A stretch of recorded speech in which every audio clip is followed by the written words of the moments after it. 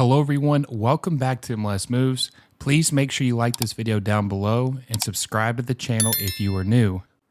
Once we hit 5,000 subscribers, we'll be celebrating with a special jersey giveaway. 2 lucky subscribers will have the chance to win a jersey of their choosing. Whether you're a diehard fan or you're just joining the fun, this giveaway is our way of saying thank you for your support. So spread the word, hit that subscribe button, and let's reach our goal by the end of July. Now, back to the video. Spending in MLS is a hot button issue that has a lot of people split as far as what they want to do. I think the time is now to spend, and I brought on Erik of the Voices of Black and Gold to debate spending, parity, and what MLS should do moving forward. Erik, welcome back to the show, man. How's it going? Good, good. How are you doing, Will? Doing good. I don't know if you guys can tell, but this is a little bit of a different setup for me. I'm actually having to. I'm actually at a friend's house. Had to bring over my equipment. My computer messed up again, so I'm currently in the shop. So we're sorry if the camera's a little bit lesser quality, but I'm really excited about this episode today, Erik.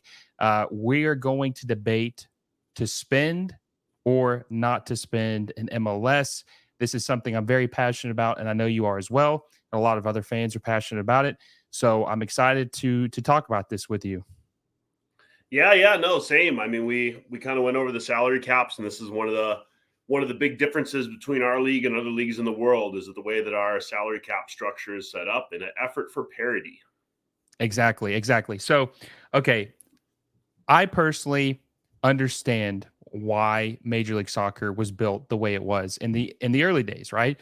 They had to be very strategic about their spending and the way that they went about things because they didn't want to dissolve or the league to go under like the NASL, which we had mentioned yesterday. But it's been 30 years. The league is doing better than it ever has been. There are more soccer fans in this country than there ever has been. At least, they're showing out more. There's not as many like behind the scenes like you're seeing it, right? It's on full display. People are out showing how much they love soccer, especially during Copa America, Euros, and 2026 is going to be even crazier with the World Cup being in the United States. Erik, this is the time to just let it all hang out, man. This is the time to spend. This is the time to capitalize on all the resources with these billionaire, that's right, billionaire owners, right? These guys are not poor to invest, spend money to make money. Let's get this thing off the ground. It's time to take the training wheels off, man. Let's let it rip.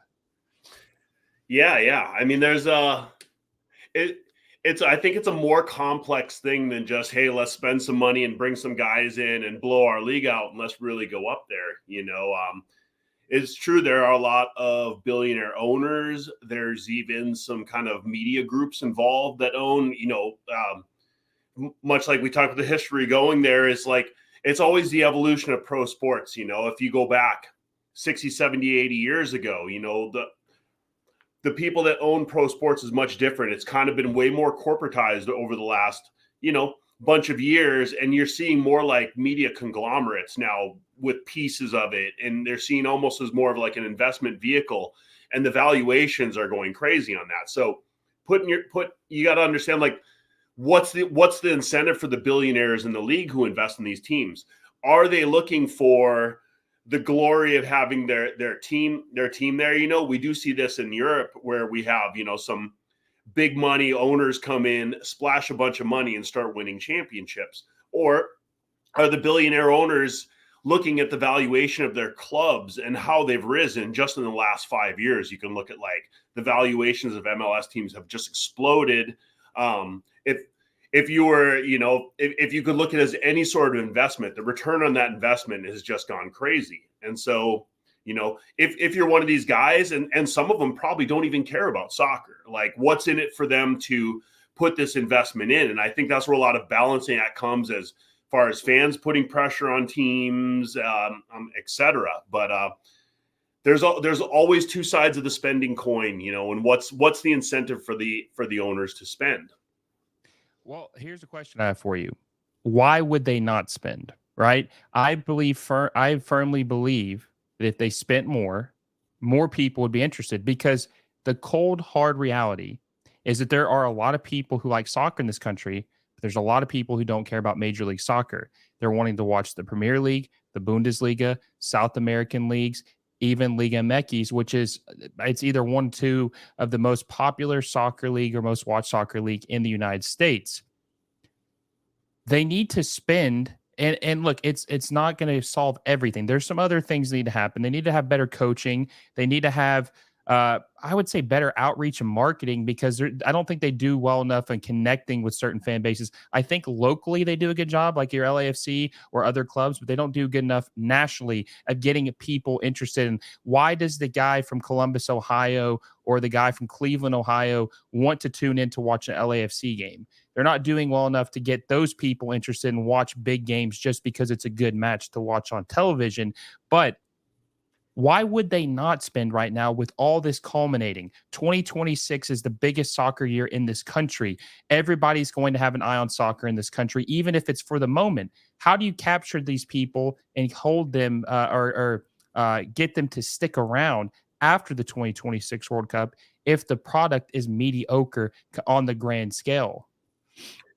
I think looking at this, just the general trajectory of MLS, if you go back 10 years and you look at how the game was 10 years ago versus how the game is now, you could even go back 5 years ago and look at how the game was, around the 2018, 2019 season and how far we've come. 2018 was that great Atlanta year that almost kind of ushered in, what a lot of MLS people thought of as like MLS 3.0, from the early days. It kind of has made a jump. And I think in this time, and we saw it came out about a week ago that MLS is on pace again for record attendance this year. And attendance has been growing year by year. The quality has been growing year by year.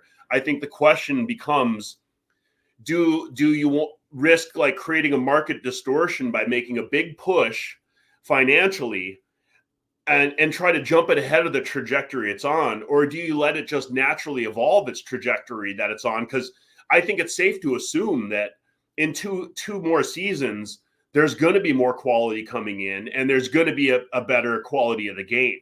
The thing is, again, is the revenue model of MLS. So much of it is into game day sales. And I've been speaking with a lot of fan bases around the league, and season tickets are going up pretty much at least minimum 10% across the league. I haven't talked to some of the really bad teams that struggle to fill their stadium, not bad, just poorly attended teams, such as like your Earthquakes, your Colorado Rapids. You have some teams that struggle with attendance and they don't fill their stadiums that they have.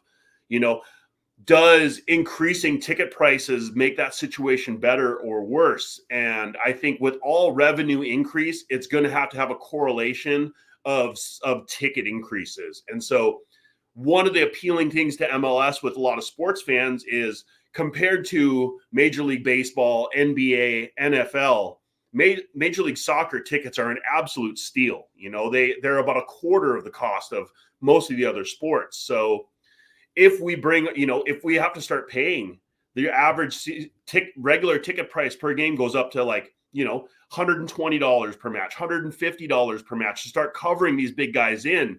Does that help the game or does it hurt the game?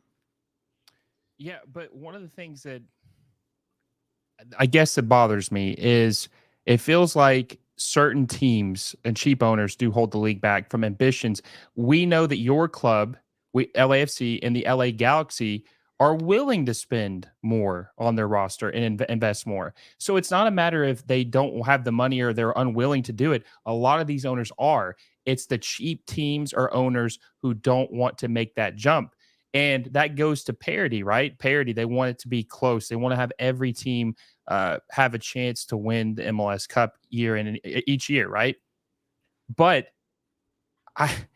I don't understand how we're going to let the cheap owners hold this league hostage when there's teams and clubs that are willing to spend to make the league better. Why is it the minority of the league holding the majority back and prohibiting them from spending what they would like to spend? It's their money, right? If you don't want to spend, that's fine. There's no punishment of relegation in MLS. There is no punishment of getting relegated. You are going to make the same revenue share equally distributed through each team. Now, merchandise and all that obviously goes club by club, but what do the cheap owners really have to lose? If they're already checked out, Eric, and they don't care about winning or losing or spending, why would they care if the bigger clubs do spend? Wouldn't that just help their brand appeal by playing against better teams and better players? Colorado Rapids have to love that Messi's at Miami, because when he comes to town, they're going to cash out with all the ticket sales. Yeah. Yeah. I mean, I think Chicago Fire is another one that's really struggled with attendance that you can look at. Like, yeah, a lot of this. And that's kind of, I agree with you on that. I'm not sure how we eliminate this race to the bottom by having a lot of the owners that don't want to spend, basically forcing the teams that want to grow and progress the league, and they hold them back. And in a lot of cases, I mean, I'm just speculating because I don't know what the real answer is and why. Like the earthquakes, for example, like I pity the fans there because I know they have such good fans that have been with that team through thick and thin, and the amount of thin has just gone on for a long time. Similar, I have a similar appreciation for our rivals down here. They've struggled through some seasons, and although AEG is willing to put some money up, I think they've just poorly spent it in hindsight. But so they do have that, and these fans stick with these teams, and these that's part of what I think is like. The fans that love, they deserve to see their teams have a chance to win it. And so when the question comes down to the bottom end and the unambitious owners who refuse to spend, refuse to like even get DPs that are more than like 1.5 million a year or 2 million a year, like even their DPs are really, really low paid DPs. They're not bringing in any of the big names or bringing in the $5, $6, $7 million a year guys who can, really become marquee players, and they pass that. I don't know the answer of how to get to that, but I know on the high end of it, I don't think we should go too fast at it. It'd be nice to see these owners cash out. Obviously, like their teams are appreciated in value. A lot of them have owned their team for a decade, 2 decades even, and so their team it's gone up 10, 20x in value. And it's too bad that some of them can't just cash out and give it to somebody with more ambition, but they made their investment. So it's kind of their thing to do with it. And, the fans, we really just need to push it, I think, which is why I like that you push it and, you do your thing. Sometimes my concern has always been overreach. No, I agree. And I'll bring up a good point for you, a counterpoint. You say that they don't want to make it too distant to where certain clubs have no chance of winning, right? When is the last time in recent memory that a bad MLS team won an MLS Cup, though? That doesn't happen. Like the good teams win MLS Cups. Now, obviously, it gets competitive in the playoff format, which isn't what other countries, like specifically in Europe, have to decide who the winner of the league is, right? But in MLS, there are enough ambitious teams that if they do start to spend a little more, these teams are going to try to keep up and try to be competitive as they possibly can. The good teams win MLS Cups.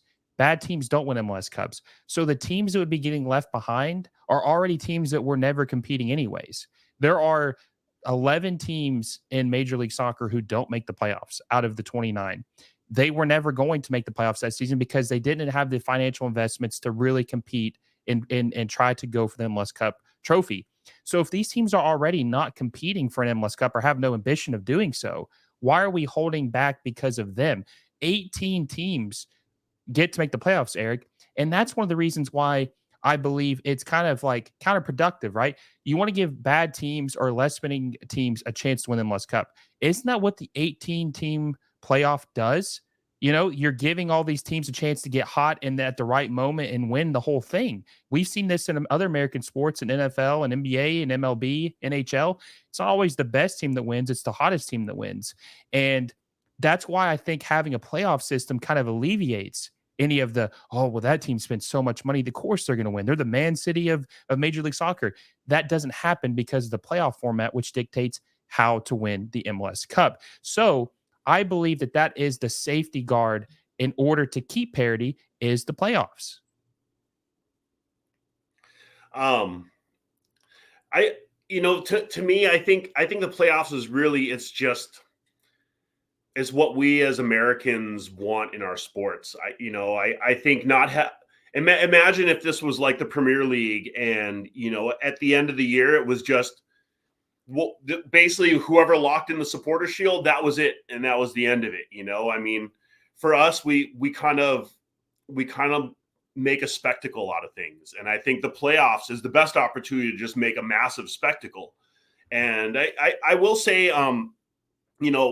the one thing that is positive about MLS is how diverse our champion pool has been. It's 17 or 18 teams in MLS in its history have won the cup, and that's well over 50% of the teams, and if you look at the same time frame at any other soccer league in the world, the number is far lower than 50% of the teams that have won the championship within that, right around a quarter century. So this is kind of something we have going for us, and something we haven't really touched on is, I think part of MLS as well is the growth of the game in the country. If we end up in a situation where only the 6 biggest markets are able to put into field teams that can possibly be cup contenders, what about the rest of the markets? And what does this do to, people in that market who are trying to grow and appreciate the game? How do you build fans in a team like, SKC, I think is one that if they were forced to just go on strictly on the market and how many fans could come to the stadium, how much they would pay and go, like they couldn't compete with Los Angeles, New York, Miami, a couple other metro regions just financially, And so what does this do to interest in the game there? If you have a team that it seems like the deck's always stacked against them, I think it loses interest. And then this goes all the way down to like the youth level where, kids aren't as attracted to the game because they don't see that path forward. So that's a whole other aspect of it that I see with the parity system and how it's kind of like interwoven into U.S. soccer, and why I think it's not such a bad thing necessarily. Yeah, well, one point I want to make though is even with that's a good point about the big markets not wanting to leave certain markets behind because of the appeal, right? But I will say this: I'm not asking to have unlimited resources, no salary cap, no limitation on transfer fees or anything like that, right? I'm asking for just a simple increase that would increase the quality drastically. Let's just say we talked yesterday. The salary cap is 5.4 million, but they have I think around 10 million right now to spend in total with the GAM and the TAM. What if the salary cap was raised from 5 million, Eric, to 30 million, which would still be the lowest salary capped league in the United States, even at 30 million. But even at 30 million, that would raise the quality of the league drastically. The league would jump leaps and bounds by just doing something like that. And 30 million, Eric, is not enough to where LAFC is going to boat race Colorado Rapids. That is still manageable. 30 million isn't like, I mean, now if it was 100 million or 200 million, then we're talking, okay, well, then the big markets are going to run away with this and they're never going to look back. But 30 million is still a respectable number where small market teams can compete and spend enough money to keep up with these big market teams. And you look at the NFL. The NFL has a salary cap of around $230 million. And they have parity. The big market teams are not the teams winning every year. So I think you can still have parity in spending. Like, I don't think that it's one or the other. I think you can spend and you can have parity. You just have to do it strategically. And I think that the way that the league's doing it right now is ultra conservative, and they're playing scared. The old saying is scared money don't make money, right? They're playing very scared because they have the NASL or PTSD. And sorry about the abbreviations, but that's what they have, right? They're just afraid to take that big jump because they don't want it to fold the league. But this thing is 30 years old. I think that we're past the point of having to worry about if this league's going to fold or not. I agree with you on this one. I think the escalator that we were showing on the last show, as far as like what are the increases year over year, I think this escalator is far too small. I do think if you look at like already what teams can do to compete with their roster with the $5 million salary cap, I think even just like doubling that to 10 million is going to make our league so like unrecognizable from what it is now.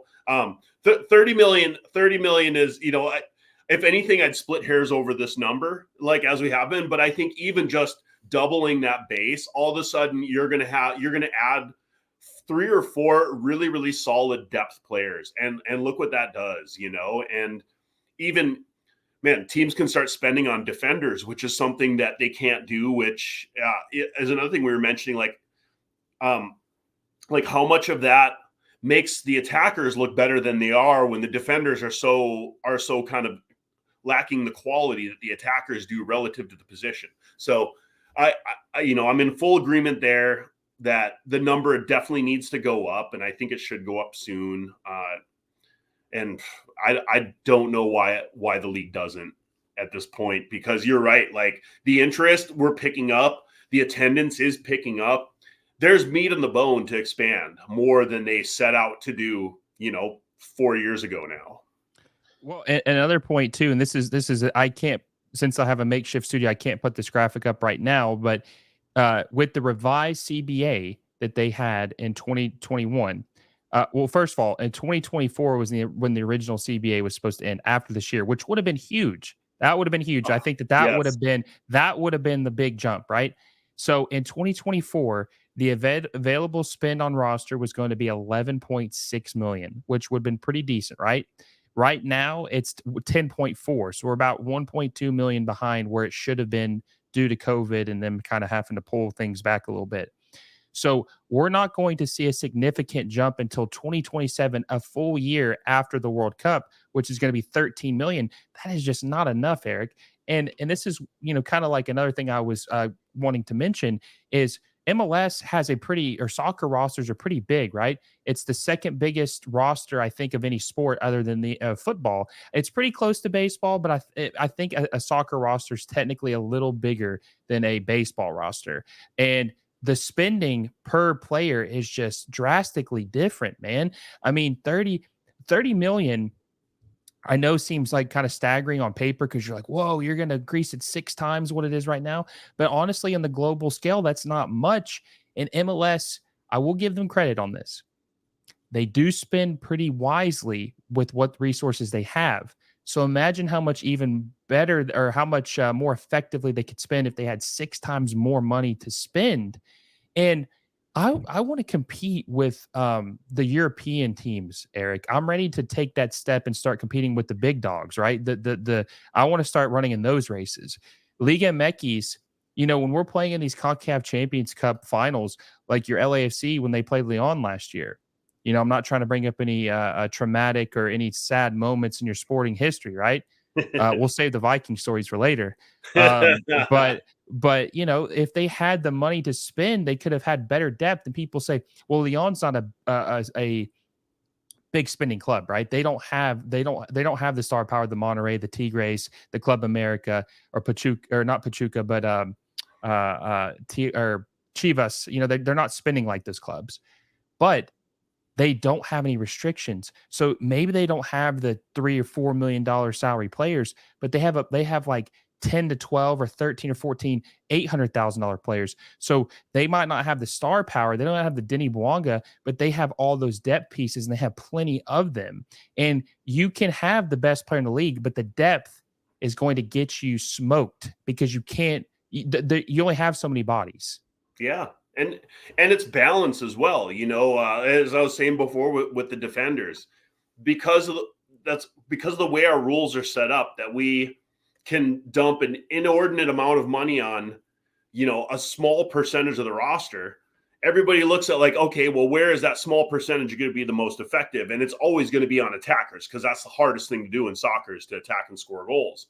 But, to your point, I think with that Lyon team, their roster spend was around 22, 23 million for that one. And we were sitting at like 17 or 18. So this is by no means an unbridgeable gap, but where the unbalance comes in it is because I don't think they had a player that they were paying over 1.5 million a year. And they also didn't have a player they were playing like under, $300K a year. Like we have our lowest guys, making like 125 a year. And so this is really where it, soccer's a team sport. So it comes down to like them being able to play as a team better. There's coaching as well, which that's a separate conversation for a separate show, like coaching disparities in our region versus others. But the salary wise, I think with Liga Meki's team, that's the big hurdle. I mean, when you look on paper, we're spending about the same amount of money. Their high end is spending a little more, but you throw Miami and Messi salary alone, they're sitting at about 55 million on salary this year, and they're able to do that, and it's almost all just one player eating up 2/3 of it. So the balance is really the huge problem, I think, that keeps us from being competitive. Catching up to Europe, I will say for me personally, we'll be fortunate, I think, if in our lifetimes, 30, 40 years from now, that we're getting to a point where our leagues are. That's going to be tough because these are ecosystems, like MLS kind of lives in a vacuum from where Europe lives. And I think we have to really grow ourselves, irregardless of what's going on anywhere else around us. It's just improving our quality of play and doing it sustainably. And we will get there eventually, but I think it just can't be done overnight. Yeah, and I think that money can solve more issues than maybe some people believe, Eric. Now, coaching is another issue that has to get better in Major League Soccer. But just look at like the Saudi takeovers or the Qatari takeovers we've seen in Europe, how they went from an average team to when they get this investment, how they're pushing and how much more competitive. Like Man City, when they were taken over by City Football Group, look at how much different the team was. They were like kind of like a fringe championship team, barely staying in the Premier League. Now they're the best team in the world, or at least in the Premier League, and have been the last decade because of the money. Money does solve a lot of issues when it comes to quality of player. It's not the end all be all, but it does help. And I think that if MLS is believing that that isn't going to fix any issues or help them move forward, then they're being naive, because it could help out a lot. And my biggest issue is that if they don't increase the quality enough by 2026, when these casual fans tune into one Major League Soccer game to see what it's about because they just had the best time in their life watching the World Cup in 2026, they have to have the quality to get these people to want to stay, because they turn that game on and they say, man, this defending is shit. This is terrible. Or the build up play is garbage. This is bad quality. I'm just going to I'm going to keep watching the Premier League, because as Americans, we like to watch the best, right? We don't want to watch mediocrity. We want to watch the best of the best. Why would they settle for MLS when they can watch the Premier League on Saturday and Sunday mornings?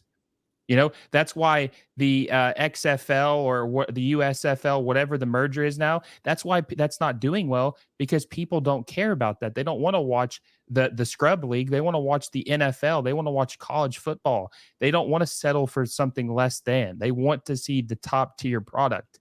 And that's why I'm so nervous about 2026, because we only have 2 years. We're less than 2 years away from kickoff from 2026.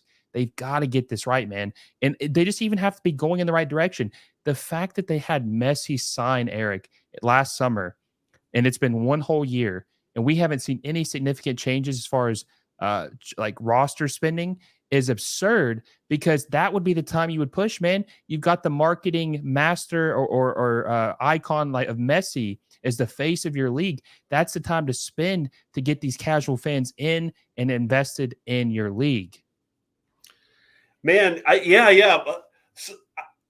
I just got to push back a little bit. Like some of this, like, is it possible? And let me put the shoe on this foot, right? There's like the European Basketball League, right? Like the Euro kind of, they end up getting a lot of NBA players coming that way, but the Euro Basketball League it's nowhere near like the NBA. And I think in a way, at best, MLS is going to be like the Euro Basketball League to them. Like, and so to put it on this other foot, I have a question for you, which is like, would money alone, let's say somebody invested a ton of money in the European Basketball League, could it ever be equal to or past the NBA? Like, is this something that falls within reality, do you think? No, I don't think so. I don't think it could ever. I do think that it's getting a lot better, because you see all these international players who are coming to the NBA draft, like Wemby and Doncic and Jokic, all these good NBA players who were playing in Europe. They came over here, and they're the two best basketball players in the league are arguably European. Oh right? yeah. So you see that there's a talent pool there. But the only thing I'll push back on that is because I get what you're saying. Well, if you don't believe that the basketball leagues over there could be the best league in the world or compete in the NBA, how is MLS going to compete with those leagues over there when it's like, trying to compare them? Well, the one thing I will say is that the United States is the media capital of the world. We have more money than any other country in the world, maybe outside of China. I think China might have a little bit more money technically than us these days, market wise. But we have more money, more resources, more investment in this country than any other country in the world. And on top of that, we dominate sports in every other sport there is, NBA, NFL. I know that they don't have those sports necessarily, all of them in other countries, but they dominate. This is a sports driven country. So and also with the fandom we have, since we have over like 340 million people, there's probably 30 to 40 million soccer fans in this country. That's what I would say, probably around that. And I know that there's around probably 6 million Premier League viewers in the United States. And I don't know how many there are in MLS. I think that there was around an estimate of like 2 million Apple TV subscriptions, last numbers we had gotten. So there is a hunger for it, right? And it's kind of hard because in Europe you have all these other countries. I mean, the EU is kind of like the United States, like just like the partnership they have to like merge and come together. It's a little different because they have separate leagues where MLS is just the one league in the whole entire country. But Eric, I'm telling you, man, I told you this when we first met. If LAFC and Inter Miami had no safety guards on their spending limitations, they would be top 25 clubs in the world. I Yeah. know John Thorrington and the ownership group would say, listen, do what you got to do. Go spend what you have to spend what you have to spend. They would be legitimate, bona fide top 25 to top 30 clubs in the world. That's every league in the world. There is no team, Barcelona, Real Madrid, the basketball teams, they're not going to be a top 25 or 30 team in the world because the appeal, like people want to come to America because it's a melting pot. It's got all kinds of different cultures and experiences. It's a place and people feel safe. Not to say people don't feel safe in Spain or Italy or England, but it's just different, right? People come here. This is like a destination spot for all people of all backgrounds. Yeah, I think if this hypothetical, if we took all the restraints off of spending, and this did indeed happen, where we basically have probably 3 or 4 teams that could spend their way into top, let's just say top 30 clubs in the world. We add everybody else in, and they're burning through a 50-60 million dollar a year roster spend, maybe even an 80 million a year roster spend. You know, what does that do for the rest of the United States and the interest in MLS? Like, we see in San Jose, there's the fans there are starting to protest the matches, and they're starting to basically out loud say, we are not showing up until ownership shows an interest in the team. Now, this is something that's fixable by the ownership. But if we take all the spending off, all of a sudden this issue is not fixable anymore, because it's not fixable systemically, because maybe San Jose is not the right example for that one, but maybe a different team, maybe Kansas City or Chicago, like they just can't spend that every year because they can't be expected to light that much money on fire every year as owners. So this is the problem of how you fix it, because obviously the spending things in a franchise league, as we have, they get together and they vote on these things. So if enough of these owners that don't want to spend vote against spending, the ambitious owners, and there's, I've heard plenty at the board meetings, there's factions that want to take these reins off and they want to compete with the world. But there's some that don't, because they just don't want to spend it. They've seen their investment go up. They're comfortable with it. And, they don't think about what's good for the goose is good for the gander. So how does this happen? How do we move on from these other owners? Because I think in some way that's part of what has to happen. And the last thing that I want to go with on this is that if you look at how the structure is in Europe or in South America, it's not this franchise system that we have. It's much more, the only thing comparable we have to it here is NCAA college sports, particularly like college football, which has about the same history of starting in the late 1800s, early 1900s. And these teams have loyalty that goes through generations because they're loyal to the school. The school has been through their families have gone to the school. So whether it does good or bad, it's a community for them. And the franchise, we don't have that because these are just businesses. These leagues are businesses. South America, like in Brazil, because I'm familiar with it, these are all sports clubs. They started as private clubs, 120 years ago. And at some point, the people at the club, it was athletics focused and social. They said, hey, let's put together a soccer team and let's play these other clubs. But the affiliation was always with the club. It's not with the team. And so I think expecting that loyalty from our fan base, because it's not these clubs, it's not these institutions, it's just these businesses. And I think a business that doesn't win is one that we don't follow. So this is other aspect of it, I think, that makes it tricky. It is, but also too, it's just I think it's tradition being built right now. We're in the process of building a tradition in Major League Soccer. It's only 30 years old. It's younger than a lot of its fans. Obviously, there's some fans that are a little younger than Major League Soccer, but it's still like LAFC. It's going to take a while for it to be our age right now, right? It's only a 6 year. It's the club has only been playing at least competitively for 6 years. And so, I mean, it was founded 10 years ago, but it's only been playing for 6. Yeah. So tradition's being built before our eyes. But there's a way to ramp it up. It can, I'm not saying that we have to take the Saudi Arabia approach where we're just spending insane money on like 5 players. I'm just saying spend on, $5 or $6 million like Kike Oliveira, right? Obviously a really good player for LAFC. Being able to have 5 or 6 of him. I'm not saying we have to get the I'm not saying we have to get the Mbappe's or the Hollands or the Phil Fodens or the Jack Grealishes. I'm just saying we need to get 5 or 6 more Kike Oliveiras so there is at least quality depth to make the league better and more competitive. And hopefully we'll see that, man. I'm going to keep pushing. I've been pushing really hard. I've been very frustrated with the league the last year.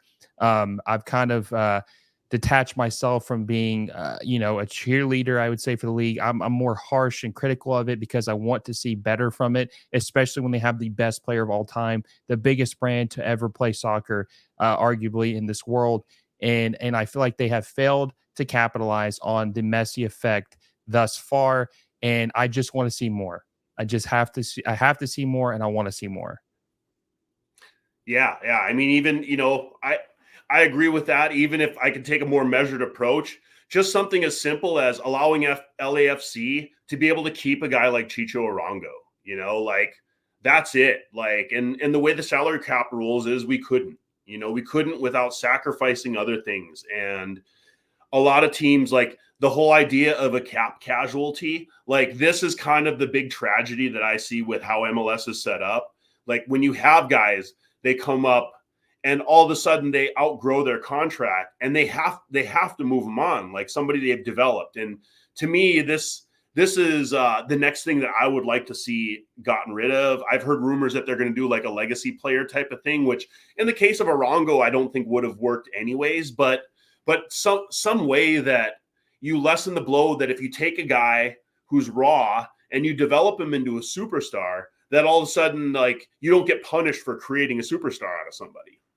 No, exactly. And Carlos Vela, a player that would have been nice for LAFC to keep this year. Obviously, they're doing well without him, but it would have been nice not to be forced to have to decide if they want to keep him, especially if the team was willing to pay him enough for him to stay with the club.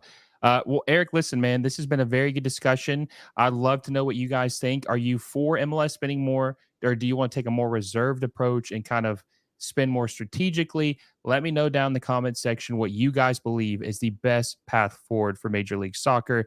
Erik, man, it's been a pleasure. Where can people follow you at on social media? It's Erik, VOBG. Our group is Voices of Black and Gold. And you can also follow us on YouTube. Please subscribe.